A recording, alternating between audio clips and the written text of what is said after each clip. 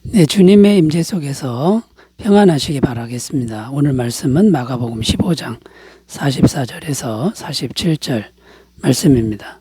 빌라도는 예수께서 벌써 죽었을까 하고 이상히 여겨 백부장을 불러 죽은 지가 오래냐 묻고 백부장에게 알아본 후에 요셉에게 시체를 내주는지라.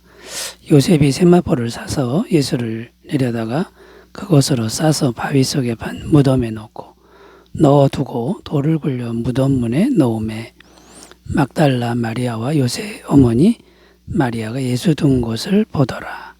아멘. 오늘 말씀의 내용은 예수님이 무덤에 장사되는 내용입니다.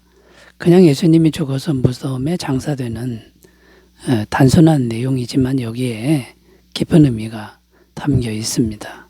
그 깊은 의미가 담겨 있다는 것은 무엇이냐면 부활의 사실성. 그러니까 부활은 사실이다, 현실이다 라고 하는 것에 대한 증거를 우리에게 주고 있다라는 겁니다. 이게 무슨 의미냐면 예수님을 장사했는데 무덤에 장사했는데 3일 만에 부활하셨습니다. 그러니까 시체가 없어진 겁니다. 자, 이것을 유대 종교 지도자들은 제자들이 예수님의 시체를 도둑질해 갔다, 이렇게 해석을 했고요. 또 어떤 사람들은 시체가 어떻게 없어질 수가 있느냐, 죽지 않은 사람을 데리고 간 거 아니냐, 그러니까 죽은 게 아니다라고 해석을 하기도 했다라는 겁니다. 자, 부활에 대해서 믿지 못하는 사람들은 이 부활을 믿지 못하니까 시체가 없어진 것을 이런 식으로밖에 해석할 수가 없었다는 것인데요. 오늘 성경 말씀은 부활이라는 것은 사실이고 현실이다라고 하는 분명한 증거를 보여주고 있다라는 겁니다. 그래서 오늘 본문 말씀 속에서 이 부활이 사실이다라고 하는 분명한 증거가 되는 것은 어떤 것인지 몇 가지 살펴보면서 부활신앙을 굳게 하는 계기가 되셨으면 좋겠습니다. 첫 번째는요, 예수님은 확실하게 죽으셨다라는 것을 말씀하고 있습니다. 예수님은 확실하게 그리고 분명하게 죽으셨다, 이것을 말씀합니다. 마가복음 15장 44절 45절 빌라도는 예수께서 벌써 죽었을까 하고 이상히 여겨 백부장을 불러 죽은 지가 오래냐 묻고 백부장에게 알아본 후에 요셉에게 시체를 내주는지라. 자, 여기 보면은 예수님이 확실하게 죽은 것을 빌라도가 백부장에게 재차 확인까지 했다라고 이렇게 말씀하고 있습니다. 그러니까 분명히 죽은 것을 확인했다, 그리고 시체를 내줬다라고 기록하고 있는 겁니다. 당시에 헛소문 중에 죽지도 않은 사람을 데리고 갔다라는 소문이 있는데, 자, 이 소문이 근거가 있는 게 뭐냐면 보통 십자가에 못 박힌 사람은 당일까지는 안 죽는다라는 겁니다. 당일날까지는 숨이 붙어 있었다라는 거죠. 그런데 유대인들은 안식일을 지켜야 하는데 안식일은 거룩한 날이고 또 금요일 저녁부터 안식일이 되니까 금요일 안식일 시작하기 전에 이 부정한 시체를 치워야만 했습니다. 숨은 붙어 있는데 이제 시체가 될 사람을 치워야 되니까 혹시라도 살아서 도망갈 수 있으니 다리를 꺾어 버렸다라는 겁니다. 보통 당일날까지는 죽지 않는 경우가 많았기 때문에 죽지 않은 사람을 데리고 갔다라고 하는 것이 근거가 있기는 있습니다. 그런데 오늘 성경 본문 말씀은 예수님이 확실하게 죽은 것을 확인한 이런 사실을 보도하고 있다라는 겁니다. 자, 그러면 여기서 이제 우리가 좀 더 생각할 게 있는데 그게 뭐냐면 어떻게 예수님은 다른 사람들보다 그렇게 빨리 죽으셨던 것이냐, 이것을 생각해 봐야 된다라는 겁니다. 예수님이 빨리 다른 사람보다 죽은 이유는 첫 번째는 십자가 고통이 너무나도 컸다라는 겁니다. 예수님의 십자가는 일반 사람들과 다른 것이죠. 왜냐하면 인류의 모든 죄를 대신 지신 고통이 있었고, 또 성부 하나님과 분리되는, 또 버림받는 엄청난 고통이 있었다라는 겁니다. 이 고통이 일반 사람들하고는 비교가 안 될 만큼의 큰 고통이었다라는 거고요.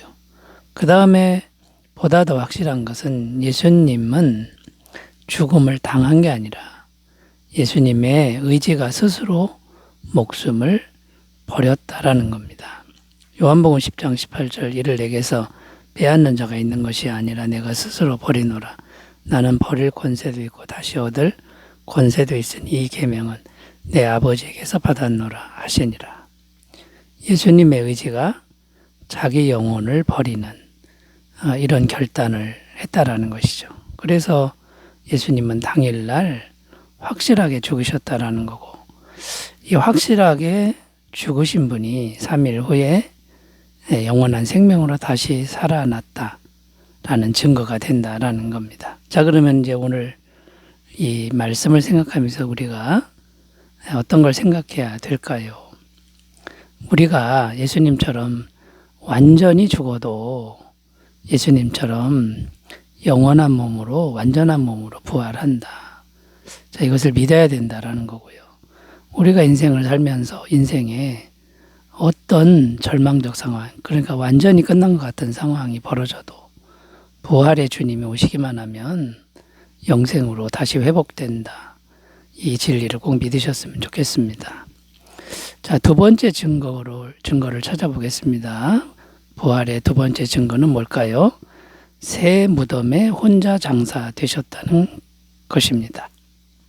새 무덤에 혼자 장사되셨다라는 것입니다. 46절 읽으면요.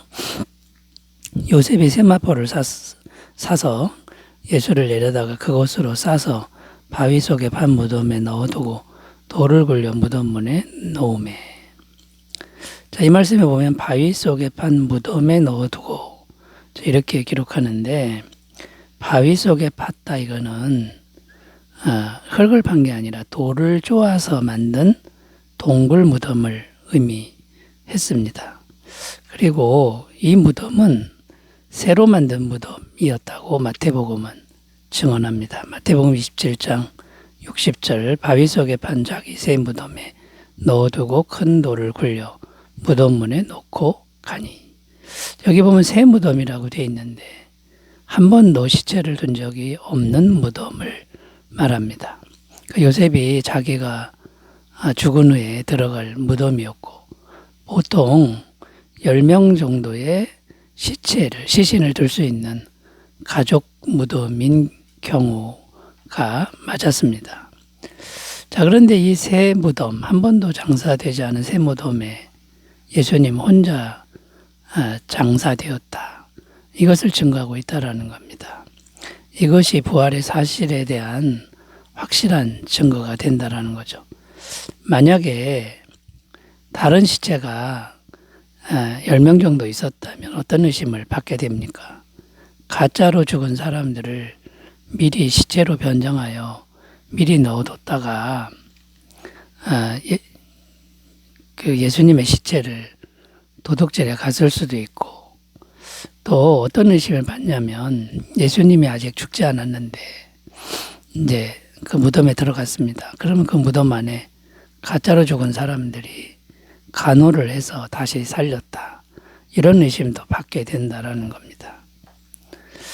자, 그런데 새로운 무덤에 예수님 혼자 이렇게 장사됐다라고 하는 것은, 이것은 혼자 살아날 수도 없는 거고 혼자 그 무덤에서 도망갈 수도 없는 그런 상황이었기 때문에 부활이라고 하는 것은 너무나도 확실하다라는 겁니다. 자, 그러면 이 말씀을 우리가 대할 때 어떤 믿음을 가질 수 있습니까? 예수님처럼 혼자 철저히 버려져도, 그리고 아무도 도와줄 사람이 없어도 부활의 주님이 우리에게 오시면 그 모든 환경을 능히 헤쳐나갈 수 있다. 자, 이런 믿음을 우리가 가져야 될 줄로 믿습니다. 이사야 43장 2절 내가 물 가운데로 지날 때에 내가 너와 함께 할 것이라. 강을 건널 때 물이 너를 침몰하지 못할 것이며 내가 불 가운데로 지날 때에 타지도 아니할 것이요 불꽃이 너를 사르지도 못하리니. 자, 여러분, 이런 믿음, 부활의 주님이 오시면 어떤 것도 이겨낸다는 믿음으로 무장하시기 바라겠습니다.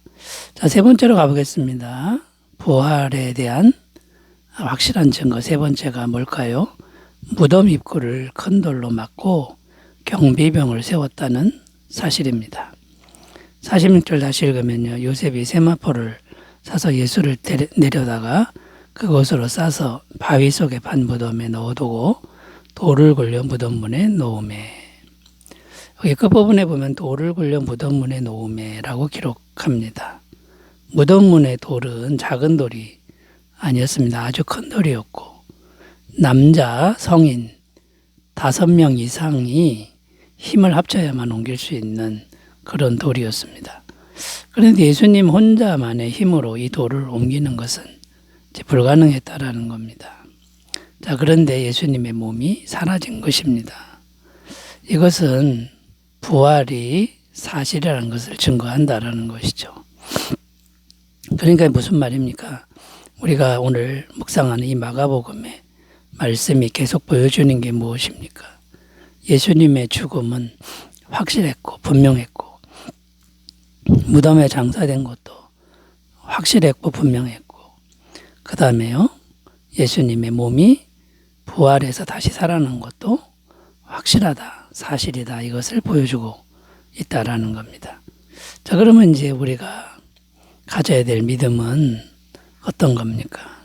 무덤 속에 갇힌 것 같은 예수님처럼 무덤 속에 갇힌 것 같은 절망적인 상황이 얼마든지 벌어져도 예수님이 함께 하시면 부활의 능력으로 얼마든지 뚫고 나갈 수 있다라는 그런 믿음을 가져야 된다라는 겁니다. 고린도서 4장 7절 9절 우리가 이 보배를 질그릇에 가졌으니 이는 심히 큰 능력은 하나님께 있고 우리에게 있지 아니함을 알게 하려 함이라. 우리가 사방으로 위협섬을 당하여도 쌓이지 아니하며 답답한 일을 당하여도 낙심하지 아니하며 박해를 받아도 버림받지 아니하며 거꾸로 뛰림을 당하여도 망하지 아니하고. 자, 여러분, 우리 인생에는 죽음의 기운이 역사하고 우리를 무덤 같은 데 가둡니다. 그러나 부활의 주님이 오시면 그 모든 걸 이길 수 있다라는 믿음으로 무장하고 승리하시기 바라겠습니다. 기도합니다. 하나님 아버지, 부활 신앙으로 강건해지게 하여 주옵소서. 예수님의 이름으로 기도드립니다. 아멘. 좋은 하루 되시기 바라겠습니다. 감사합니다.